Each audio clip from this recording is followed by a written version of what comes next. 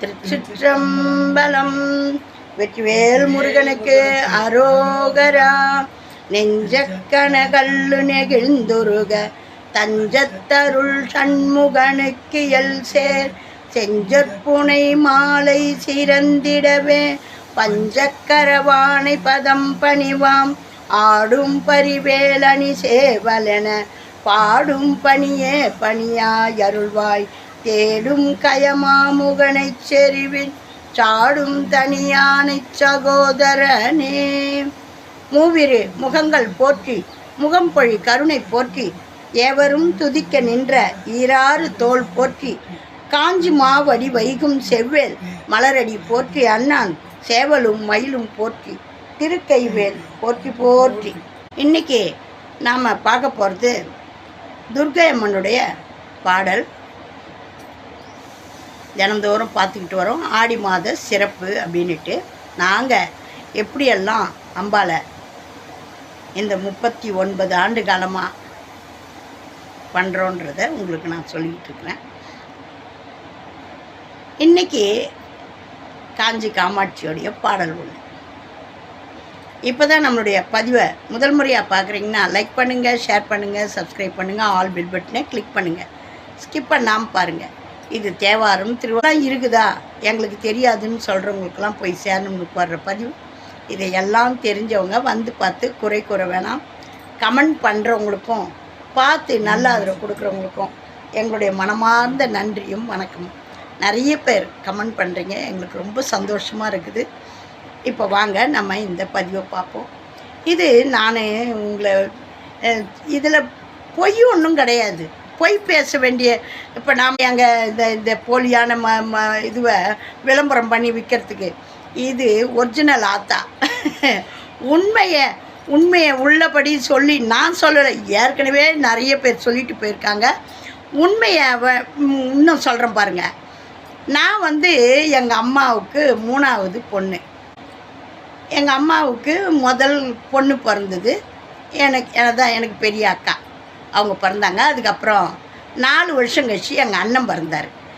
அதுக்கப்புறம் 4 வருஷம் குழந்தையே இல்லை. அந்த 4 வருஷம் கேப்பாக இருந்தது. அந்த நாள்லாம் 1-2 குழந்தெல்லாம் பெற்றுக்க மாட்டாங்க இல்லையா, நிறைய பெற்றுப்பாங்க. அப்புறம் எங்கள் அம்மா வருத்தப்பட்டு மணப்பாக்கம் கோயில் கன்னிமாக்கம் எங்கள் குலதெய்வமாக எங்கள் அம்மாவுக்கு தெரியாது. ஏன்னா எங்கள் அம்மா அவங்களுக்கு மாமியார்லாம் இல்லை. அப்போ எங்கள் அம்மா போனப்போவே என்னமோ இறந்துட்டாங்க போல். எங்கள் பாட்டி அம்மா பாட்டி அப்பா பாட்டி அம்மா பாட்டி தான் இருக்கிறாங்க. அவங்களுக்கு இவங்களோட குலதெய்வம் அவ்வளோவா தெரியாது. அப்போ எங்கள் தாத்தாலாம் எங்கள் தாத்தா பெரிய மலையாள மந்திரவாதி, அதனால் அவர் குலதெய்வம்லாம் பார்க்க மாட்டார். அப்போ எங்கள் வீட்டில் குடியிருந்தவங்க அத்தம்மான்றவங்க தெலுங்குக்காரவங்க எங்கள் வீட்டில் குடியிருந்தாங்க. அப்போ சொல்லியிருக்கிறாங்க, ஏண்டி உங்கள் வீட்டுக்கு குலதெய்வம் மணப்பாத்து கன்னியம்மா அப்படின்னு சொல்லியிருக்கிறாங்க. அப்போ அது தெரியாது, குலதெய்வமே என்னான்னு தெரியாது. அப்புறம் என் 3ஆவது குழந்தையும் மாசமாக இருந்து என்னை பெற்றிருக்கிறாங்க.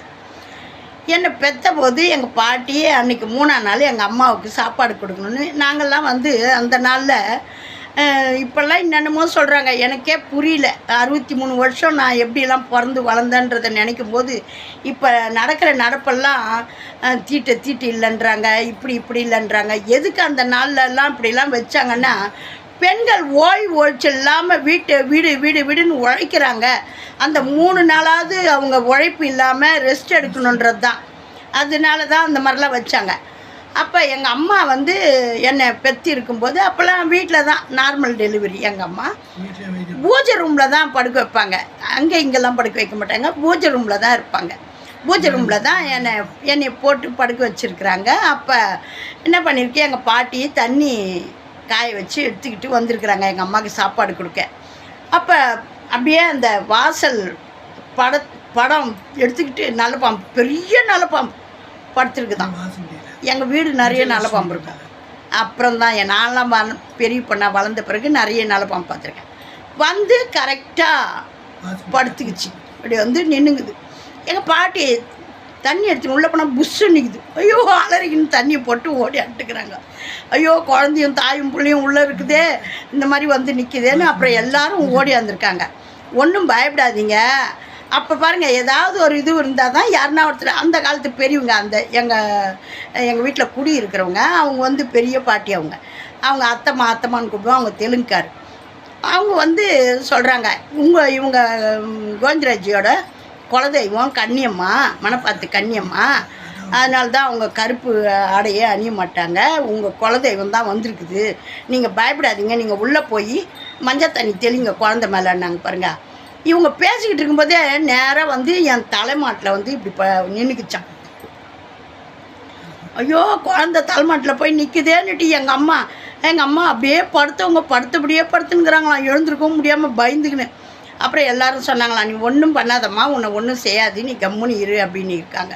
அப்புறம் நீங்கள் போங்க, போய் மஞ்சள் தண்ணி தெளிங்க அப்படின்னு இருக்காங்க. அப்புறம் எங்கள் பாட்டி என்ன பண்ணாங்க, தைரியத்தை வர வச்சுக்கின்னு மஞ்சள் தண்ணி தெளித்து கன்னிம்மான்னுட்டு என் மேலே தண்ணி தெளித்து 3 வாட்டி வச்ச உடனே அது பாட்டுக்கு சாதுவாக போய் நேர்ந்துச்சான். ஒன்றுமே பண்ணி யாரையும் ஒன்றும் பண்ணலையாம். அதுக்கப்புறம் நான் வளர்ந்து பெரியவளான பிறகு எங்கள் மாட்டு மடியிலே படுத்துருக்கோம். நைட்டில் நாங்கள் போனோம்னா, மாடு 2 மணிக்கு போனாக்கா எங்கள் அம்மா பெரிய டார்ச் எடுத்துன்னு தான் போவாங்க. மாட்டு மடியிலே தான் படுத்துருக்கோம். எங்கள் வீட்டு குலதெய்வம் அப்படின்றதுனால எங்களை யாரையும் இது வரைக்கும் தீர்னது கிடையாது, எதுவும் பண்ணது கிடையாது. அப்படி ஒரு இது உண்மை சம்பவம். என்னுடைய பிறப்பே பாருங்கள், எங்கள் ஆத்தா மணப்பாத்து கன்னியம்மா குலதெய்வம். அதனாலேயோ என்னவோ நான் எது சொன்னாலும் எது செய்தாலும் பழிக்கும். என் மேலே அந்த குலதெய்வமும் இருந்தது, என் மேலே சாமியும் இருந்தது. அதுக்கப்புறம் நான் எங்கள் அப்பா கிட்டே போயிட்ட பிறகு தான் இதெல்லாம் மாறிடுச்சு, டோட்டலாக சேஞ்ச் ஆகிடுச்சு. சும்மா அப்படி உடுக்கு சிலம்பு அடித்தாலே போகிறோம், ஆக்ரோஷமாக வந்துடும். ஆட மாட்டேன், பல கட்சின்னு வீட்டுக்குள்ளே படுத்துவேன், அந்த மாதிரிலாம் இருப்பேன். இப்போ எங்கள் அப்பா கிட்டே போன பிறகு தாரையாக கண்ணீர் விடுவினை கண்டி இந்த மயக்கம் சோக்கம்லாம் கிடையாது. அப்போ அப்படி இருக்கும். அந்த மாதிரி இதெல்லாம் உண்மைதானே, இது கட்டுக்கதை கிடையாது, உண்மையோட ஆதாரம் நான் இருக்கிறேன். அப்புறம் நாங்கள் அந்த மாதிரி அந்த அன்னையினுடைய அருள் எனக்கு பரிபூர்ணமாக இருக்குதுன்றது தெரியுது அவங்களுக்கு. இது உண்மை, பொய்யல்ல, உண்மை. நான் எந்த போலி விளம்பரத்துலேயும் நான் எந்த கடைப்பொருளையும் விற்கலை. இது ஆத்தாளுடைய உண்மை சம்பவம். இப்போ வாங்க நம்ம இந்த பாடலை படிக்கலாம். பாடல் இன்றைக்கி இவ்வளோ ஆண்டு காலத்தில் நான் என்னுடைய பிறப்போட ரகசியத்தை சொன்னதே கிடையாது. இன்றைக்கி நான் சொல்லியிருக்கேன். எனக்கு வயசு 63. நான் 1962 பிறந்தேன். இப்போ வாங்க நம்ம பாடுவோம். காஞ்சி காமாட்சி, மதுரை மீனாட்சி, காசி விசாலாட்சி, கருணாம்பிகையே தருணம் இதுவே, தயை புரிவாயம்மா. கஞ்சி காமாட்சி, மதுரை மீனாட்சி, காசி விசாலாட்சி, கருணாம்பிகையே தருணம் இதுவே, தயை புரிவாயம்மா. உன்னருள் என்றும் நிலை பெற வேண்டும், நீ வருவாயம்மா. பொன் பொருள் எல்லாம் வளம் பெற வேண்டும், வாழ்த்திடுவாயம்மா. ஏனென்று கேட்டு என் பசி தீர்ப்பாய், என் அன்னை நீ அம்மா. நின்முகம் கண்டேன், என் முகம் மலராய், மலர்ந்ததும் ஏனம்மா. மங்களம் வழங்கிடும் மகிமையை கண்டேன் உன் திரு கரத்தினிலே. எங்கும் வருவாய் என்னுயிர் நீயே, எங்கள் குலதேவி. சங்கடம் தீர்ப்பாய், பாக்களை தருவேன் சங்க தமிழினிலே. தங்கும் புகழை தடையின்றி தருவாய், தயக்கமும் ஏனம்மா. பயிர்களை உள்ள பசுமையில் கண்டேன் பரமேஸ்வரி உனையே. உயிர்களின் உள்ள உன்னருள் உண்மை உயிர்களில் உள்ள உன்னருள் உண்மை உலக மகாசக்தி. சரண் உன்னை அடைந்தேன் சங்கரி தாயே சக்தி தேவினியே. அரண்யன காப்பாய் அருகினில் வருவாய் அகிலாண்டேஸ்வரியே. சரண் உன்னை அடைந்தேன் சங்கரி தாயே சக்தி தேவினியே. அரண்யன காப்பாய் அருகினில் வருவாய் அகிலாண்டேஸ்வரியே. அகிலாண்டேஸ்வரியே. திருச்சிற்றம்பலம்.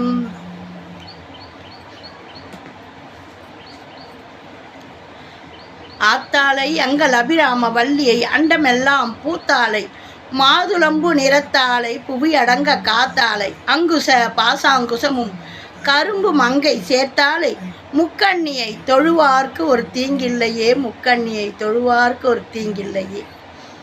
இப்போ எங்கள் கூட பிறந்தவங்க நான் சொன்னேன் இல்லையா, நாங்கள் 5 பேர். 5 பேரில் இந்த அகிலத்தை ஆள்பவள் நீ அம்மா அப்படின்னு சொல்லி நான் பெருமைக்கு சொல்லலை, எங்கள் ஆத்தாளுடைய கருணையால் பிறந்திருக்கிறேன். பார்த்தீங்களா, எனக்கு அக்கா இருக்காங்க, அண்ணன் இருந்தார். அண்ணன் ஒரு ஆக்சிடெண்ட்டில் இறந்துட்டார். அவரும் சகலகலா வல்லவன். அந்த மாதிரி எனக்கு இன்னொரு தங்கை இறந்துட்டாங்க. அதுக்கு அடுத்து இன்னொரு தங்கை இருக்காங்க. எல்லாருமே நல்லா படிச்சிருக்காங்க. நான் அவ்வளோவா படிப்பறிவு கிடையாது. ஆனால் ஞான சம்பந்த பெருமான் மாதிரி அவர் குடிக்கும்போது ஒரு துளி என் வாயில் விழுந்ததோ என்னமோ. அப்போயே நான் எந்த ஜீவராசியாவது இருந்திருப்பேன் இல்லையா. அந்த மாதிரி என்னுடைய அம்பாளுடைய கருணை. நான் இந்த யூடியூப் மூலம் இந்த உலகே அறியணும்னு எங்கள் அப்பா என்னை அவருக்கு செய்த தொண்டுக்கு என்னை இப்படி ஆக்கி வச்சிட்டார். எனக்கு தெரியாமல் நான் பாடின பாடலை எனக்கு உண்மையாக்கி வச்சார். என்ன பாடினேன், நந்தனார் தான் பாடுவார். என்னப்ப நல்லவா என் தாயும் அல்லவா பொன்னப்ப நல்லவா பொன்னம்பலத்தவா சொப்பனமோ எந்த நப்பன் திருவருள் இக்கணம் மேவியே ஆண்டு அருளனும் ஆடிய பாதனே அம்பலவாணனே நீ ஆண்ட கருணையை ஏழை அறிவனும் அப்படின்ட்டு அவர் பாடியிருப்பார். எனக்கு இந்த பாடல் தேவாரம் திருவாசகம் தெரியாத முன்னே இந்த பாட்டு சினிமாவில் கேட்டு எந்நேரம் பாடின்னு இருப்பேன். அப்போ நான் என்ன பண்ணுவேன், எனக்கு தெரியாது இல்லையா, நான் வரியை தப்பாக பாடுவேன். நீ ஆண்ட கருணையை ஏழை அறிவேணுன்ற வரியை, நீ ஆண்ட கருணையை இந்த நாடே அறியணும்னு பாடுவேன். நான் தவறாக பாடினாலும் அதுக்கு தான் சொல்கிறது, தெய்வத்துக்கிட்ட வேண்டும்போது எல்லாம் சரியாக வேண்டுங்கன்னு.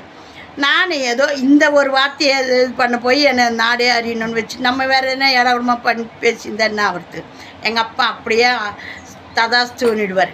அந்த மாதிரி நீ ஆண்ட கருணையை நாடே அறியணும்னு இந்த முண்டம் படிக்கவும் மாட்டேன்து, ஒன்றும் மாட்டேன்து, ஒன்றுத்துக்கும் பிரயோஜனம் இல்லை.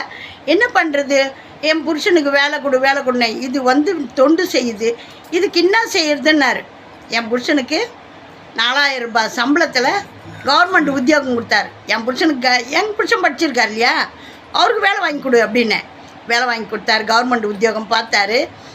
எனக்கு நாடே அறியணும்னு இந்த மக்கு கேட்குது, இது எப்படி பண்ணுறது அப்படின்னு சொல்லிட்டு என்னை கோவிலேருந்து வேலை செய்ய விடாத அடியார்கள்லாம் வந்துட்டாங்க. என்ன பண்ணுறதுன்னு எனக்கு தெரியல. அப்புறம் ஒன்று இப்படி ப்ரமோஷன் நினச்சின்னு வந்தேன். யூடியூப்பில் ப்ரமோஷன் கொடுத்துட்டார் பாருங்கள். இப்போ நாடே அறியுது இல்லையா, இதுதான் இறைவனுடைய அருள்வாக்கு. நாம் நினைக்கிற எண்ணத்தை திடமாக நம்மளுக்கு நடத்தி வைக்கிறது அந்த பிரபஞ்ச சக்தி தான். அந்த சக்தி மாசக்தி இல்லைன்னா எதுவும் நடக்காது. ஆகையினால இந்த இயற்கையெல்லாம் நம்மளையும் ஆண்டவ அவ தான். அகிலத்தையெல்லாம் ஆளக்கூடியவ. சிவம் சும்மா தான் இருக்கும், சக்தி இருந்தால் தான் இயங்கும். அந்த மகாசக்தி 1000 கண்ணுடையாள் ஆதி பராசக்தி, அவளுடைய திருவருளை பெருங்க. அனைவரும் வழிபாடு பண்ணுங்க, அன்னையின் வழிபாடு பண்ணுங்க. ஓம் நமச்சிவாயம். வெற்றிவேல் முருகனுக்கு அரோகரா. ஏகம்பத்துறை எந்தாய் போற்றி, பாகம் பெண்ணூறு ஆனாய் போற்றி, கனகவாய் திரளே போற்றி, கைலை மலையானே போற்றி போற்றி, உண்ணாமலை சமேத அண்ணாமலையாருக்கு அரோகரா. ஓம் நமச்சிவாயம். நல்லதே நடக்கும். எங்கும் இறை அருள் பெருகட்டும். திருச்சிற்றம்பலம்.